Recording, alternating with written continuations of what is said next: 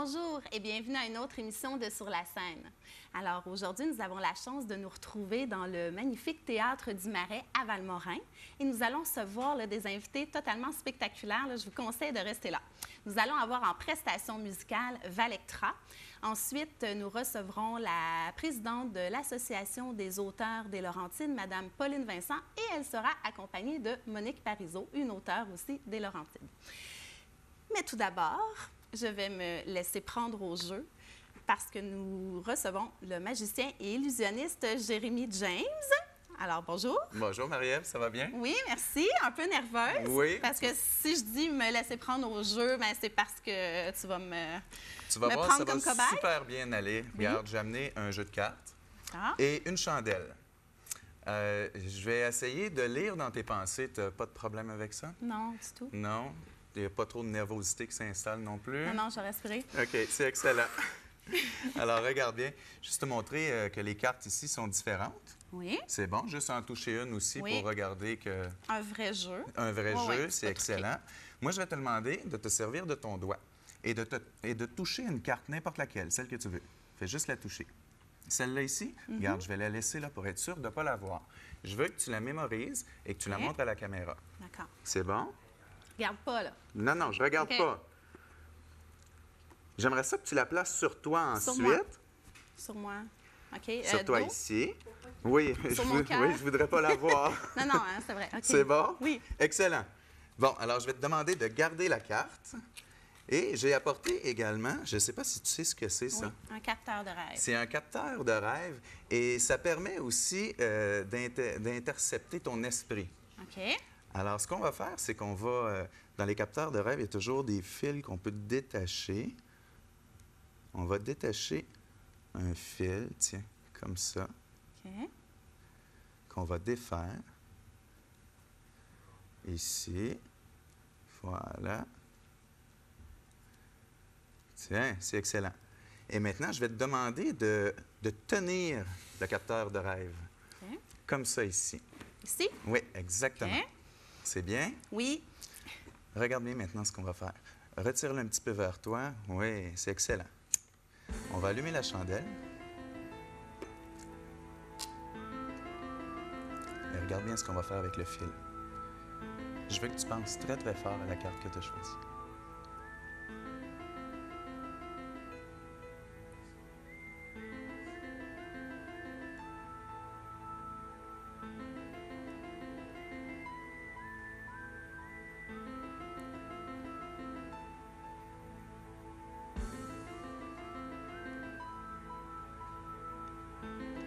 Est-ce que c'était bien le 7 de cœur?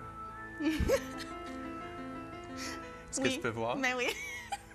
C'est excellent. Tout à fait. C'est capotant! C'est excellent. Wow! Merci, ouais, c'est très bravo. gentil. Alors, j'ai très, très bien intercepté ton esprit, comme on peut voir. Oui, oui, vraiment. Hein? 2 fois plutôt qu'une. C'est excellent. Ah, c'est incroyable. Ben merci. Bien, ça me fait plaisir. Jérémy, ça fait combien de temps que tu fais de la magie? Oh, ça fait 20 ans. 20 ans? Oui. Moi, j'ai commencé tout jeune, au Théâtre de la Butte à Mathieu. Ah oui? Oui. Qui est ici dans la région? Oui, absolument. Qui n'existe oui, plus aujourd'hui. c'est vrai. Malheureusement, c'est une bâtisse qui avait beaucoup d'âge. Et puis là, ben, ils ont été obligés de la démolir. OK. Mais j'ai fait mes débuts là quand j'avais 10 ans. Hey, 10 ans. Oui. Alors, c'était impressionnant pour moi de travailler sur une scène avec 300 personnes devant toi. Ben oui, je T'es comprends. tout petit, tu as 10 ans, puis tu te dis, OK, moi, je veux faire de la magie. Puis 6 mois après, tu es là. C'est comme... non, c'était Qu'est-ce qui excellent. a fait le déclic que tu disais, moi, je veux faire ça, de la magie? Ben moi, je voulais faire tout. OK. Hein? Je voyais quelqu'un jouer du violon, je voulais jouer du violon, j'ai joué du violon. Je voulais quelqu'un faire du karaté, je faisais du karaté. OK. Alors là, Donc, j'ai un vu un passionné. magicien, et puis j'ai dit, ah, c'est ça que je veux faire. Et puis, j'ai pris des cours de magie, Oui? des petits, pour la manipulation. OK. Puis après ça, j'ai dit, OK, go, moi, c'est du show que je veux faire, c'est des illusions, c'est des tours complètement imaginés. Alors, je suis parti dans ça, et puis, OK. j'adore ça.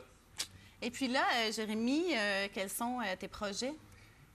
Écoute, Qu'est-ce que tu vas- je travaille depuis longtemps sur un spectacle que je veux faire en tournée. J'aimerais ça faire la tournée du Québec. C'est un spectacle familial pour la famille, donc aussi impressionnant pour les adultes que pour les enfants, mais vraiment familial. Mais là, je suis à la recherche d'un agent, d'un producteur, parce que ça, moi, je ne l'ai pas, mais pas du tout. Non, Mais non, l'idée, vraiment le pas. concept est là. Oui, oui, tout est prêt. Le concept est là, le spectacle est monté, tout est en place. Mais le fait de dire, OK, bon, je vais booker un show, je vais téléphoner, non, non, je ne l'ai pas du tout. Puis s'il y a des parents qui nous regardent en ce moment, là, peut-être que vous avez déjà vu Jérémy James au Village du Père Noël, parce que ça fait 10 ans, je crois, que tu pratiques des spectacles là-bas. Oui, ça va faire 10 ans. Je vais être là encore, je vais être encore là cet été qui s'en vient, avec encore un nouveau spectacle qui va être super le fun. Et puis, je fais des beaux décors aussi. Là, je suis en train d'en préparer un pour le temps des fêtes, qui va être au Mouton Noir à Val-David. Puis c'est sûr que j'invite les enfants puis les parents à venir découvrir ça parce qu'il va y avoir une glissade. Il va y avoir plus de 5000 lumières dans tout ça. Ça va être vraiment incroyable. Puis on a eu la chance de produire ça, ce décor-là, à l'aide des commanditaires, des gens de la région qui se sont impliqués et puis qui nous aident à monter ça. Donc, c'est vraiment fantastique. Parce que tu avais fait un décor pour l'Halloween au Mouton Noir, oui, hein? Oui, absolument. Et là, on fait une transformation pour un décor d'hiver. Bon, bien... Ça va être magnifique. Mais je te remercie, Jérémy. Bien, ça me fait plaisir. On va aller te voir cet été avec les enfants au Village du Père Noël. Super. Puis, en attendant, je te souhaite bonne chance pour tes projets. Merci beaucoup, Merci Marie-Ève. pour le tour. C'était Ça me super fait plaisir. Ça me fait plaisir.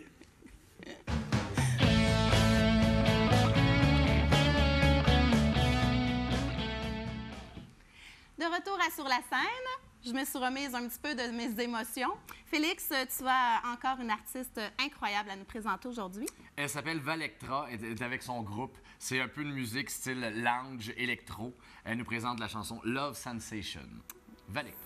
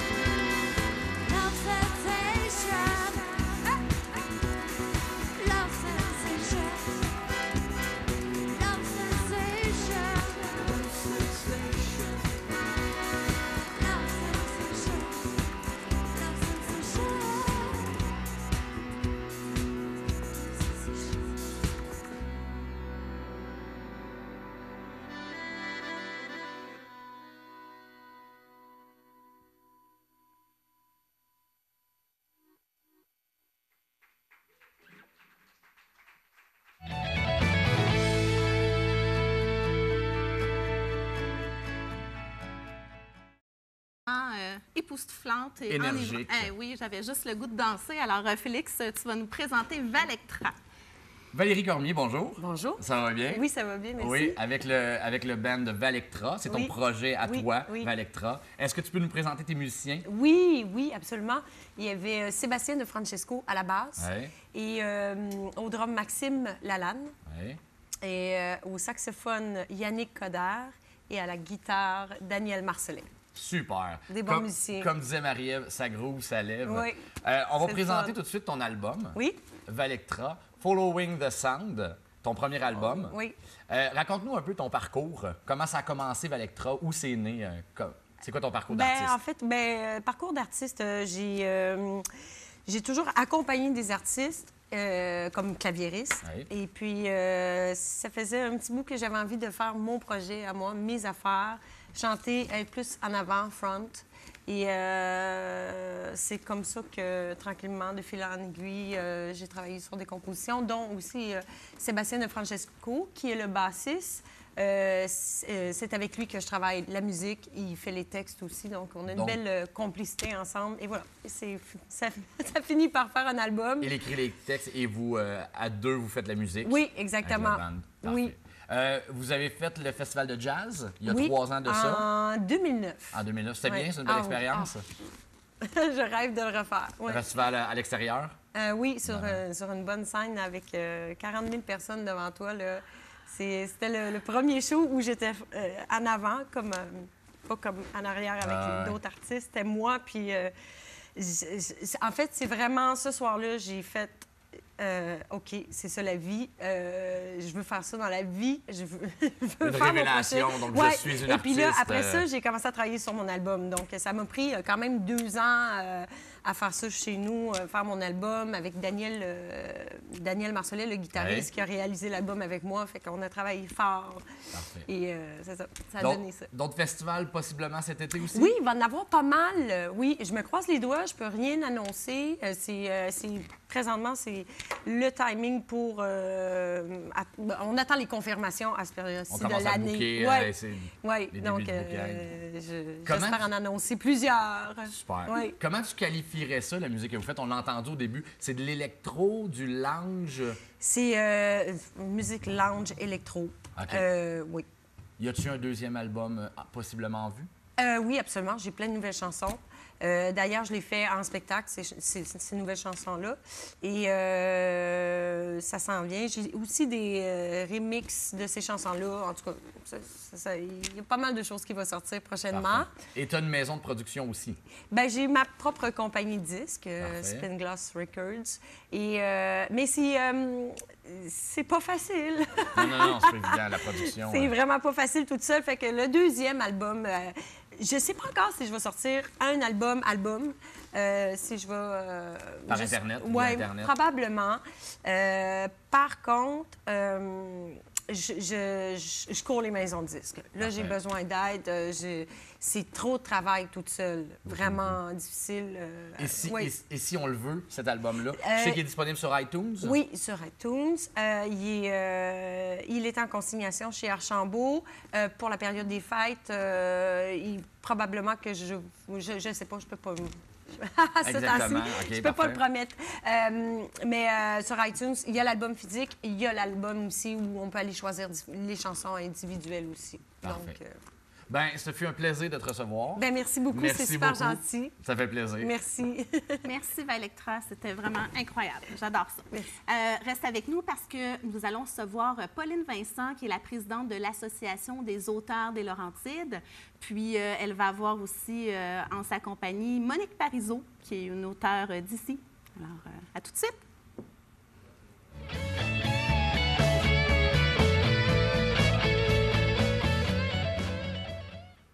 De retour à Sur la scène, et je vous ai réservé une surprise. Nous avons une nouvelle chroniqueuse littéraire, Dominique Léger, qui reçoit Monique Parizeau et Pauline Vincent. Merci beaucoup, Marie-Ève. Alors, pour cette première chronique littéraire, j'ai le plaisir de rencontrer Mme Pauline Vincent. Bonjour, Mme Vincent. Bonjour. Qui est présidente de l'Association des auteurs des Laurentides, et Mme Monique Parizeau, qui est une auteure des Laurentides. Bonjour. Alors, on va s'entretenir de sujets très passionnants à propos des livres que vous écrivez. Alors, Mme Vincent, comment a débuté l'Association des Laurentides? Bien, ça a débuté il y a 10 ans, puisque l'association a maintenant 10 ans. Et c'était à Piémont. Maintenant, nous avons pignon sur rue à Saint-Sauveur. Alors, l'Association des auteurs des Laurentides regroupe environ 130 auteurs. 130, c'est oui. Beaucoup. De Rosemère jusqu'à Mont-Laurier, de La Chute jusqu'à Bois-des-Finions. Donc, c'est un assez grand territoire, plusieurs auteurs, dont Mme Parizeau. Et vous aussi, vous êtes une auteure d'ailleurs de la région, en plus d'être présidente de l'association. Oui. Alors, l'association offre des activités pour le public. Qu'est-ce qu'il en est vous offrez? Mais nous, on y va par saison.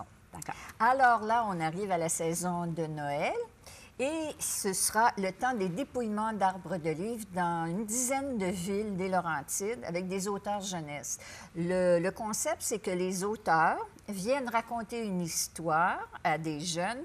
Et au lieu de recevoir du Père Noël des jouets, les enfants reçoivent des livres. Quel beau cadeau! Et puis, ils rencontrent l'auteur et tout ça. Donc, ça se fait dans une dizaine, comme je disais, une dizaine de villes.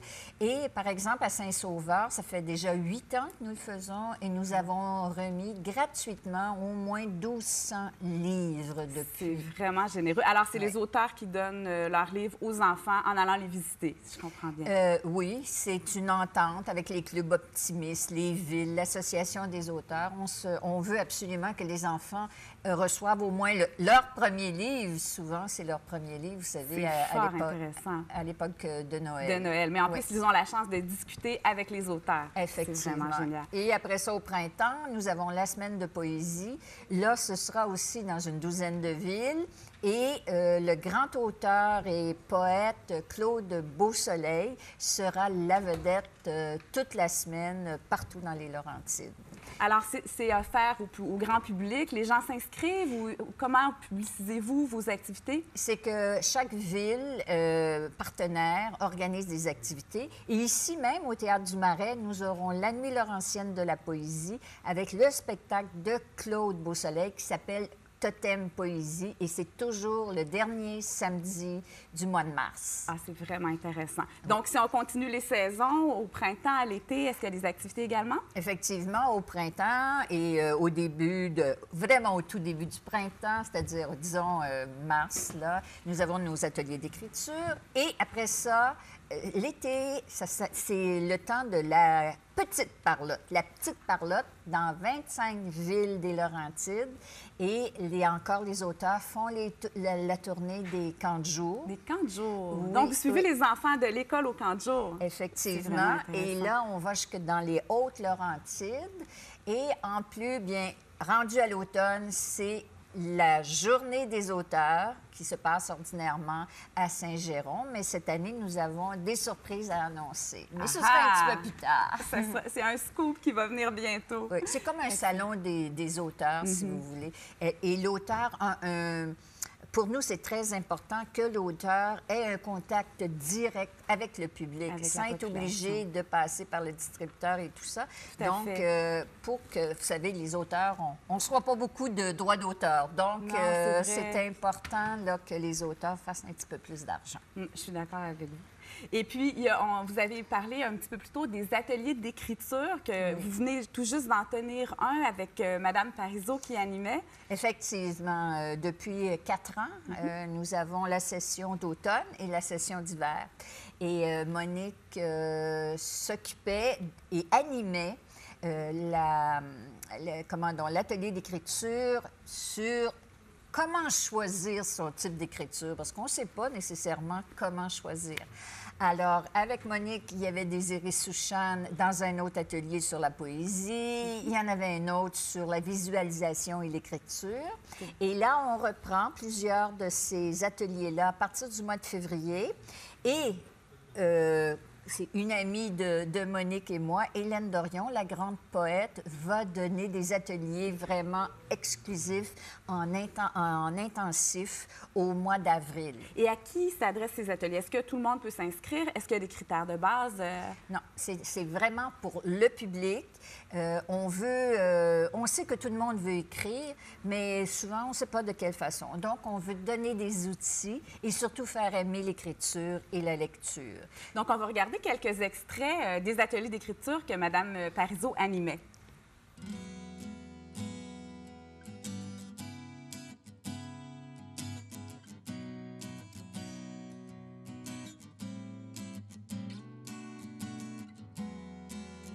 Prendre un des éléments qui vous a touché et là, l'élaborer.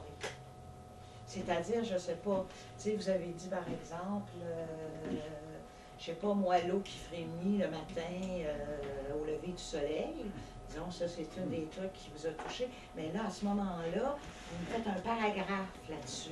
Vous le développez, vous allez creuser un petit peu plus loin dans vos désirs. Il s'étire langoureusement, fait le gros dos, ronronne, pétrit, vous frôle, vous aguiche, et hop, il est parti avec son énigme. De quoi donner sa langue au chat.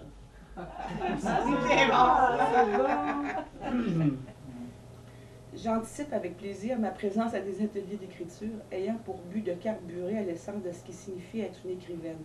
Il y a quelque chose comme une naissance là-dedans, un droit à l'existence non négociable, infiniment heureux. C'est beau, c'est vrai, ça résume bien.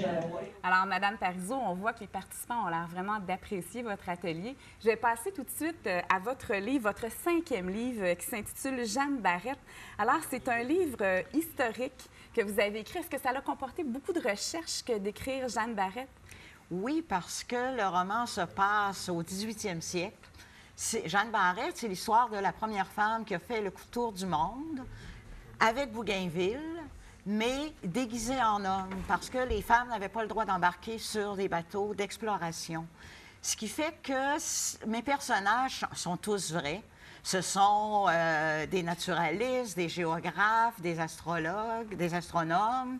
Donc, ça a été énormément de recherches parce qu'il ne fallait pas que je fasse d'erreurs, tant sur le maniement des voiles que sur les villes qu'ils découvraient, sur l'architecture des villes qu'ils découvraient. Et Jeanne Barrette est vraiment une pionnière parce qu'en fait, comme vous dites, elle s'est déguisée en homme pour avoir le droit de faire la traversée de l'Atlantique avec Commerson, qui est un naturaliste, et elle l'aidait à faire ses travaux, à identifier les plantes, tout ça. Alors, c'est vraiment une femme que vous admirez, je crois. J'admire Jeanne Barrette parce qu'elle a eu un courage que peu de femmes ont.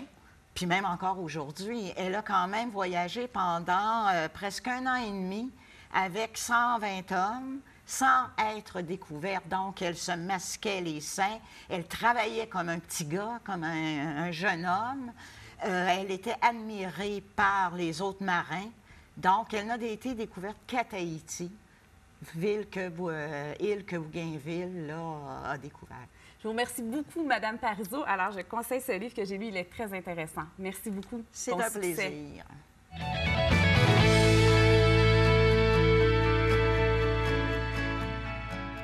Beaucoup. Alors, on commence au centre d'exposition de Val-David jusqu'au 19 février. Nous avons 2 expositions. Premièrement, Tandou d'Hélène Brunet-Neumann et deuxièmement, Territoire mouvant 2 de Marie-Ève Martel. À Diffusion Sainte-Adèle, nous avons le 10 décembre Doris Simon avec C'est des choses qui arrivent. À la place Lani de Sainte-Agathe-des-Monts, nous avons le 9, 10 et 11 décembre l'événement Métiers d'art. Au Théâtre du Marais de Valmorin, nous avons le 3 décembre, France d'amour. Le 8 décembre, L'imposture, un film de Ève Lamont. Le 10 décembre, Raglila, musique d'influence indienne. Le 11 décembre, Les fantastiques comédiens des Laurentides avec La féerie, avec nos différences. Le 17 décembre, Bob Walsh, le spectacle est complet. Le 18 décembre, Sylvie Délire avec Conte de Noël. Le 13 janvier, La chanteuse Élie. À Sainte-Agathe-des-Arts, nous avons le 12 janvier, Les grands explorateurs à la Polyvalente des Monts avec Indochine, 2000 km à pied sur la piste de Ho Chi Minh. C'était Kathleen Gréco pour votre agenda culturel. Merci, Kathleen. Alors, c'est déjà tout pour cette émission. J'espère que vous avez apprécié autant que moi. Merci à nos invités, Jérémy James, Mesdames Pauline Vincent et Monique Parizeau, ainsi que la chanteuse Valectra. Si jamais vous avez des suggestions ou des commentaires à nous faire, vous pouvez écrire à l'adresse qui apparaîtra ci-dessous ou vous joindre à notre groupe Facebook. Alors, on va se laisser sur une deuxième prestation de Valectra. Merci, au revoir.